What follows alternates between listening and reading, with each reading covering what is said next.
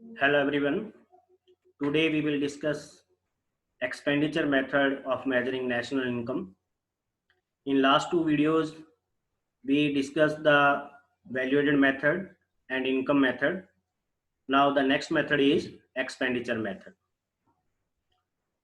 First of all, the important identities. In this method the story starts from GDP MP. First of all we will calculate GDP MP by adding private final consumption expenditure plus government final consumption expenditure plus gross domestic capital formation plus net exports. So these four components are added to find GDP MP. तो सबसे पहले इस method में जो story start होती है वो होती है gross domestic production at market price से। सबसे पहले हम क्या कैलकुलेट करते हैं? Gross domestic production at market price. उसको फाइंड आउट करने के लिए जो टोटल एक्सपेंडिचर हुआ है इकोनॉमी में उसको ऐड किया जाता है। We know that there are four sectors of the economy. Household sector, the expenditure incurred by the household sector is known as private final consumption expenditure, and second sector is government sector, and the expenditure incurred by the government sector is known as government final consumption expenditure. Third sector is producer sector, and the expenditure incurred by the producer sector is known as gross domestic capital formation. This is also known as gross investment.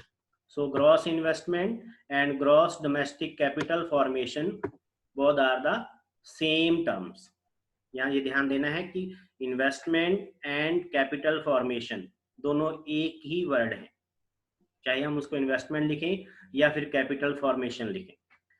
And the fourth sector is rest of the world, external sector, and the expenditure of the external sector is measured by export minus import. Export minus import, that is called net exports. That is called net exports. तो सबसे पहले जैसे ही हमें expenditure method से national income find out करना आएगा तो हम इन चारों कंपोनेंट्स को ऐड कर लेंगे.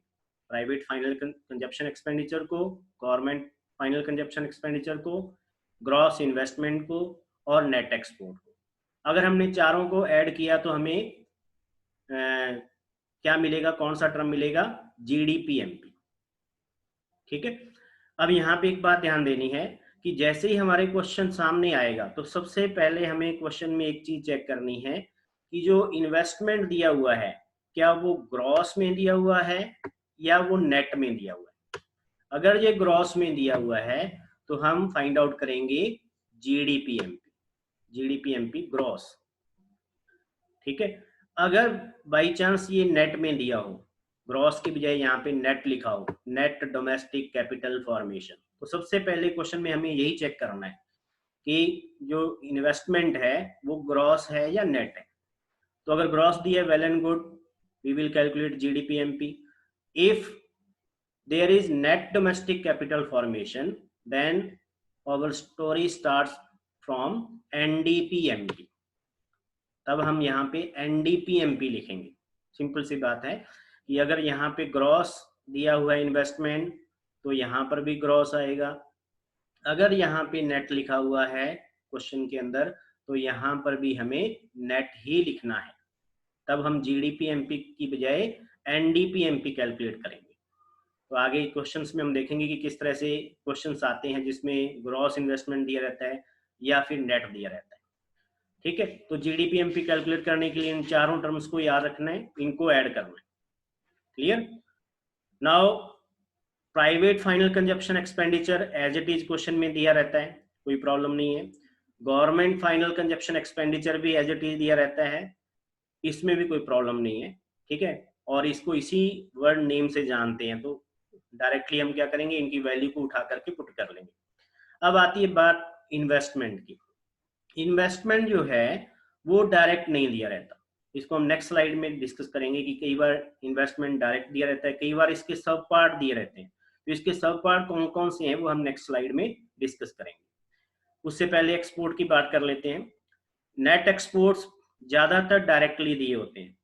अगर अलग अलग दिया हुआ है, एक्सपोर्ट और इंपोर्ट दोनों दिए गए हैं, तो हमें एक्सपोर्ट्स को ऐड करना है और इंपोर्ट को क्या करना है, माइनस करना है, सबट्रैक्ट करना है। तो फॉर्मूले में भी हम इसको ऐसे लिखते हैं x minus M plus x minus M. तो x माइनस एम का मतलब नेट एक्सपोर्ट्स है, या फिर एक्सपोर्ट्स माइनस इंपोर्ट। क्लियर? तो अब चलिए डिस्कस कर लेते हैं कि इन्वेस्टमेंट अगर डायरेक्ट नहीं दिया हुआ, उसके सब पार्ट दिए गए हैं, तो कौन कौन से पार्ट दिए गए होंगे। उससे पहले हम नेशनल इनकम अकाउंटिंग पे कैसे पहुंचेंगे वो देख लेते हैं कि हमने चारों कंपोनेंट को ऐड करके जब हमने जीडीपी एमपी फाइंड आउट कर लिया, तो जीडीपी एमपी फाइंड आउट करने के बाद हम नेशनल इनकम तक कैसे पहुंचेंगे। तो सबसे पहले हम क्या करेंगे, जीडीपी एमपी में से डेप्रीशिएशन को माइनस कर लेंगे।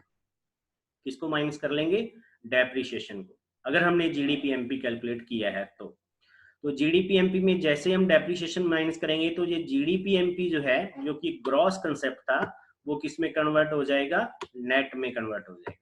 Now it is called net domestic product at market price. तो पहला स्टेप क्या हो जाएगा, जीडीपी एमपी में से डेप्रीशिएशन को माइनस करना, जिससे कि हमें क्या फाइंड आउट हो जाए, net domestic product at market price.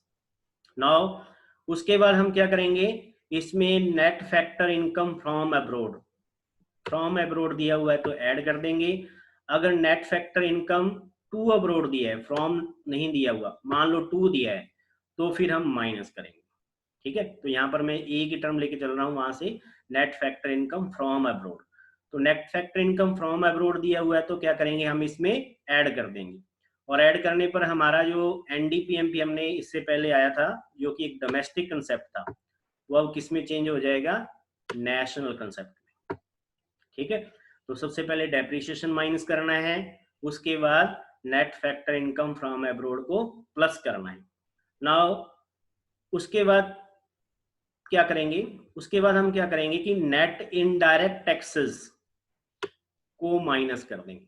Net indirect taxes को क्या करेंगे, माइनस कर देंगे। क्लियर? तो जब हम नेट इनडायरेक्ट टैक्सेस को माइनस करेंगे, तो हमारे पास जो मार्केट प्राइस था वो किस में कन्वर्ट हो जाएगा, फैक्टर कॉस्ट। क्लियर? तो मार्केट प्राइस किस में कन्वर्ट हो जाएगा, फैक्टर कॉस्ट में। सो इससे हम क्या फाइंड आउट कर पाएंगे, national income, that is net national product at factor cost, NNPFC, net national product at factor cost. ठीक है, अब यहाँ पे देखो, मैंने अगर मान लीजिए नेट इनडायरेक्ट टैक्स नहीं लिखा हुआ, सब्सिडी भी दिया हुआ है और इनडायरेक्ट टैक्स भी दिया हुआ है, ठीक है, तो हम क्या करेंगे कि सब्सिडी को ऐड करेंगे और इनडायरेक्ट टैक्स को क्या कर देंगे, माइनस कर देंगे। ठीक है, क्लियर? अगर सब्सिडी और इनडायरेक्ट टैक्स अलग अलग दिए हुए हैं, तो सब्सिडी को हमें प्लस करना है और इनडायरेक्ट को क्या करना है, माइनस करना है, इनडायरेक्ट टैक्स को माइनस करना है। तो हम इसको इस तरह से फ्लो चार्ट के रूप में न लिख करके इसको फॉर्मूले के रूप में भी लिख सकते हैं, एक लाइन का फॉर्मूला बना के लिख सकते हैं कि जीडीपी एमपी से जब हम नेशनल इनकम फाइंड आउट करते हैं, net national product at factor cost, तो हम क्या करते हैं, जीडीपी एमपी में से डेप्रिसिएशन, ठीक है, नेट फैक्टर को माइनस कर देते हैं, डेप्रिसिएशन को माइनस कर देते हैं, net factor income from abroad को प्लस कर देते हैं और नेट इनडायरेक्ट टैक्स को माइनस कर देते हैं। क्लियर? क्या करते हैं, डेप्रिसिएशन को minus, net factor income from abroad plus और नेट इनडायरेक्ट टैक्स माइनस। चलिए, तो अब हम कर रहे थे बात की, अगर मान लीजिए इन्वेस्टमेंट के सब पार्ट दिए गए हैं, तो इन्वेस्टमेंट के सब पार्ट कौन कौन से होंगे वो हम इस स्लाइड में डिस्कस कर लेते हैं। ग्रॉस डोमेस्टिक कैपिटल फॉर्मेशन, जिसको हम ग्रॉस इन्वेस्टमेंट कह रहे थे, ठीक है, तो ग्रॉस इन्वेस्टमेंट के दो सब पार्ट होते हैं, एक तो होता है फिक्स्ड इन्वेस्टमेंट और दूसरा होता है चेंज इन स्टॉक। ठीक है, तो अगर मान लो हमें फिक्स्ड इन्वेस्टमेंट और चेंज इन स्टॉक अलग अलग दिया है, तो इन दोनों को ऐड करके इसको gross domestic capital gross domestic fix capital formation, या उसका दूसरा नाम दिया हो सकता है ग्रॉस डोमेस्टिक फिक्स्ड इन्वेस्टमेंट, एक ये टर्म, और दूसरा टर्म कौन सा, change in stock. Change in stock दोनों को ऐड करेंगे, इन दोनों को ऐड करना है, किस किस को, फिक्स्ड कैपिटल फॉर्मेशन को और चेंज इन स्टॉक को, इन दोनों को ऐड करके हम क्या फाइंड आउट कर लेंगे, ग्रॉस डोमेस्टिक कैपिटल फॉर्मेशन, या इसको ये कहें ग्रॉस डोमेस्टिक इन्वेस्टमेंट। क्लियर? ठीक है, अब क्या होता है कि चेंज इन स्टॉक हमने दो मेथड्स किए हैं, उसमें हम कैसे फाइंड आउट करते हैं, कई बार डायरेक्ट भी दिया होता है, डायरेक्ट नहीं दिया होता तो हम क्या करते हैं, क्लोजिंग स्टॉक में से ओपनिंग स्टॉक माइनस कर देते हैं, वो हमारा आ जाता है चेंज इन स्टॉक। ठीक है, और ये तो आसान है इसको कैलकुलेट करना। अब gross domestic fix capital formation जो है, इसके भी आगे सब पार्ट्स हैं। ठीक है, इसके सब पार्ट्स कौन कौन से हैं वो यहाँ मैंने इसको शो किया है। जो gross domestic fix capital formation है, उसके 3 सब पार्ट्स हैं। उसमें से पहला है expenditure on residential construction, it means investment by the residents of the country. Residents क्या करेंगे, हाउसेस बनाएंगे। ठीक है, उन पे जो खर्चा हो रहा है उसको भी इन्वेस्टमेंट माना जाता है। दूसरा आता है कि जो प्राइवेट सेक्टर है वो भी इन्वेस्टमेंट करेगा, जिसको किस नाम से जानते हैं, बिजनेस फिक्स्ड इन्वेस्टमेंट।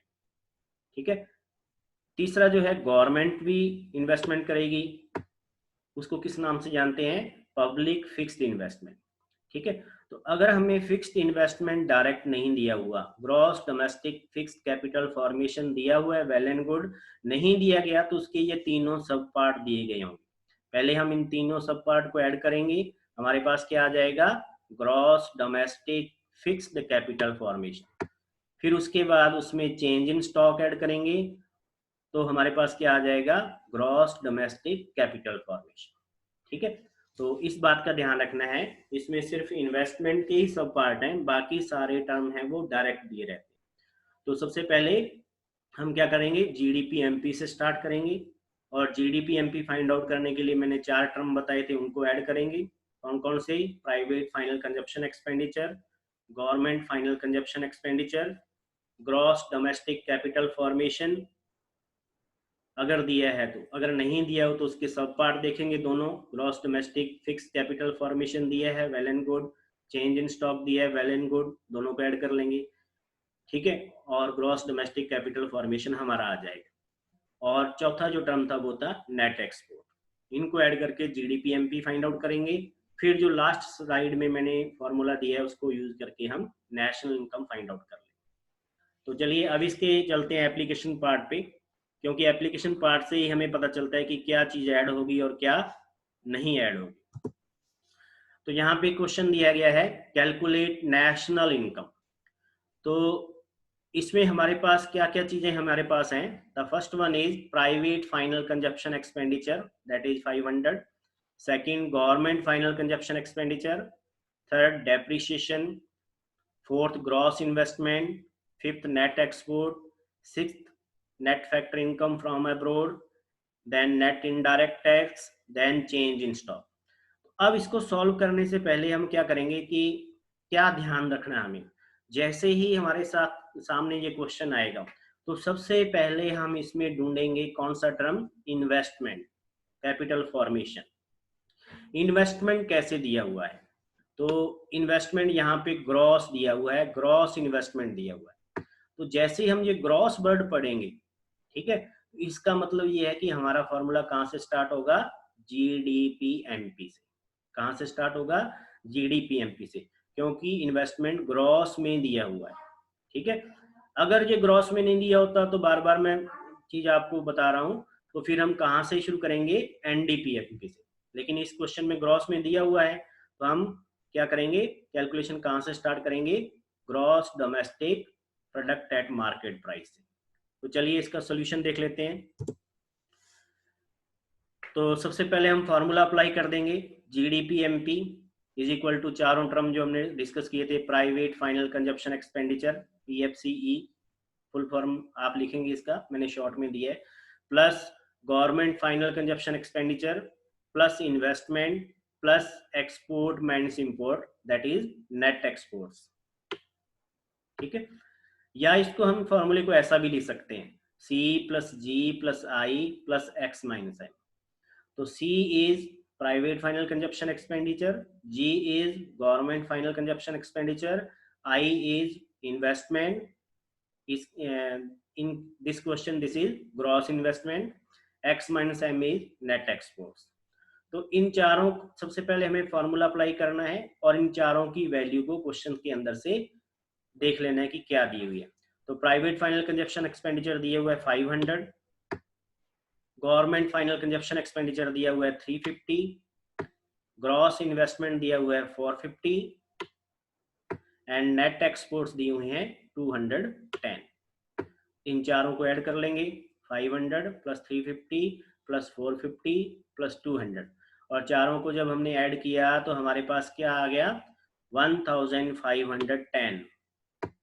ठीक है, 1510, ये क्या वैल्यू है हमारी, जीडीपीएमपी। चारों को ऐड करने पर हमें क्या फाइंड आउट हो गया, gross domestic product at market price. Now we will calculate national income. तो नेशनल इनकम काउंट करने के लिए, कैलकुलेट करने के लिए ये फॉर्मूला अप्लाई कर देंगे, NNPFC. NNPFC is equal to GDPMP minus depreciation plus net factor income from abroad minus net indirect tax. तो जीडीपीएमपी हमने कैलकुलेट किया, कितना था, 1510। तो ये 1510 हम यहाँ लिख लेंगे। ठीक है, उसके बाद डेप्रिसिएशन हमें दिया हुआ है 80, डेप्रिसिएशन कितना दिया हुआ है 80, तो 80 को माइनस कर देंगे इधर। फिर उसके बाद plus net factor income from abroad है, दैट इज 75, यहाँ पे दिया हुआ है 75, तो 75 को ऐड कर देंगे। उसके बाद फिर है नेक्स्ट हमारा है नेट इनडायरेक्ट टैक्स, वो दिया हुआ है 20, तो 20 को हम माइनस कर देंगे। ठीक है, तो अब हमने जब इसको सॉल्व करेंगे तो सॉल्व करने पर हमारा आंसर आ गया ₹1485। तो ये हो जाएगा हमारा नेशनल इनकम। इस तरह से हमें फाइंड आउट करना है। ठीक है, सबसे पहले फॉर्मूला अप्लाई करना है जीडीपीएमपी का, उसके बाद जीडीपीएमपी कैलकुलेट कर लेना है चारों कंपोनेंट्स को ऐड करके। फिर उसके बाद नेशनल इनकम का फॉर्मूला अप्लाई करना है, NNPFC is equal to GDPMP minus depreciation plus net factor income from abroad minus net indirect tax. ये फॉर्मूला अप्लाई करके हम क्या फाइंड आउट कर लेंगे, नेशनल इनकम। तो ये था पहला क्वेश्चन जिसमें क्या है कि सारी टर्म्स हैं वो डायरेक्ट दी गई हैं। ठीक है, तो बहुत आसान था ये। नेक्स्ट क्वेश्चन पे चलते हैं। नाउ सेकंड क्वेश्चन देखिए, इसमें प्राइवेट फाइनल कंजप्शन एक्सपेंडिचर दिया हुआ है, गवर्नमेंट फाइनल कंजप्शन एक्सपेंडिचर दिया हुआ है, तीसरा टर्म था हमारा इन्वेस्टमेंट। इन्वेस्टमेंट में इसने क्या कर दिया, ग्रॉस फिक्स्ड इन्वेस्टमेंट दिया। ठीक है, क्या दिया है, ग्रॉस फिक्स्ड इन्वेस्टमेंट। यहाँ पे ग्रॉस इन्वेस्टमेंट नहीं दिया, ओनली उसका एक पार्ट दे दिया फिक्स। तो हम क्या करेंगे, इसमें चेंज इन स्टॉक को भी ऐड करेंगे। ठीक है, ग्रॉस कैपिटल फॉर्मेशन या ग्रॉस डोमेस्टिक कैपिटल फॉर्मेशन के दो पार्ट होते हैं, मैंने बताया था, gross fix investment and change in stock. तो यहाँ पर इन दोनों को ऐड करके हम इन्वेस्टमेंट फाइंड आउट करेंगे। तो चलिए इसका सोल्यूशन देख लेते हैं। सबसे पहले वही formula, C plus G plus I plus X minus M, C for private final consumption expenditure, G for government final consumption expenditure, I for investment, gross domestic capital formation, X minus M means export minus import, या हम इसको क्या कहेंगे, net export. तो private final consumption expenditure हमारे पास दिया 1500, इसकी वैल्यू रख लेंगे। गवर्नमेंट फाइनल कंजप्शन एक्सपेंडिचर दिया है 850, ये वैल्यू रख लेंगे। उसके बाद ग्रॉस इन्वेस्टमेंट नहीं दिया हुआ, हमें उसके दोनों सब पार्ट दिए गए हैं, एक तो फिक्स और दूसरा चेंज इन स्टॉक, तो दोनों की वैल्यू को ऐड कर लेंगे। तो फिक्स्ड इन्वेस्टमेंट दिया हुआ है हमें 1450 और चेंज इन स्टॉक दिया हुआ है 500। ठीक है, दोनों को ऐड कर लेंगे इन्वेस्टमेंट फाइंड आउट करने के लिए। फिर उसके बाद नेक्स्ट जो टर्म है x minus M net export, इसकी वैल्यू दी गई है 1000, तो 1000 को यहाँ ऐड कर लेंगे। ठीक है, उसके बाद सिंपल एडिशन है, इसको ऐड करने के बाद हमारी वैल्यू क्या आई 5300, दैट इज GDPMP। इस तरह से हमारा GDPMP कैलकुलेट हो जाएगा। ठीक है, उसके बाद नेशनल इनकम फाइंड आउट करने के लिए सेम वही formula, GDPMP minus depreciation plus net factor income from abroad minus net indirect tax. ठीक है, तो इस फॉर्मूले को अप्लाई करेंगे और इनकी वैल्यूज को पुट कर देंगे। तो GDPMP हमारे पास कितना आया 5300, जो हमने यहाँ पे कैलकुलेट किया था। उसके बाद डेप्रिसिएशन देखते हैं क्वेश्चन में कितना दिया हुआ है, डेप्रिसिएशन दिया हुआ है 300, तो डेप्रिसिएशन को हमें माइनस करना है, तो डेप्रिसिएशन 300 को हमने यहाँ पे माइनस कर दिया। उसके बाद plus net factor income from abroad, plus करना है नेट इनकम फ्रॉम अब्रोड, तो यहाँ फ्रॉम अब्रोड दिया हुआ है, net factor income from abroad is 750, तो 750 को हम यहाँ ऐड कर देंगे। Clear. Now net indirect tax को माइनस करना है, नेट इनडायरेक्ट टैक्स भी दिए हुए इधर 200, तो 200 को हम माइनस कर देंगे। उसके बाद सिंपल कैलकुलेशन करेंगे, 5300 में से 300 माइनस किया 5000 रह जाएगा, उसमें ये प्लस करेंगे 750, तो 5750 हो जाएगा। उसमें से जब हम 200 माइनस करेंगे तो ये रह जाएगा 5550, और यही हमारा नेशनल इनकम है। ठीक है, एक बार और मैं आपको बता दूं कि जब भी हमें कहा जाता है कि नेशनल इनकम फाइंड आउट करनी है, तो इसका मतलब हमें कौन सा टर्म फाइंड आउट करना होता है, net national product at factor cost. Clear. तो ये था, इसमें थोड़ा सा क्या स्प्लिट किया इस क्वेश्चन में, इन्वेस्टमेंट को इसने दो पार्ट में दी, तो यहाँ पे हमें ये ध्यान देना है कि इन्वेस्टमेंट के फिक्स और चेंज इन स्टॉक दोनों को ऐड करना है। अगर यहाँ पे फिक्स वर्ड लगा हुआ है तब, अगर फिक्स वर्ड नहीं लगा हुआ तो चेंज इन स्टॉक को हमें कंसीडर नहीं करना है, क्योंकि वो उसके अंदर इंक्लूडेड होगा ऑलरेडी। क्लियर।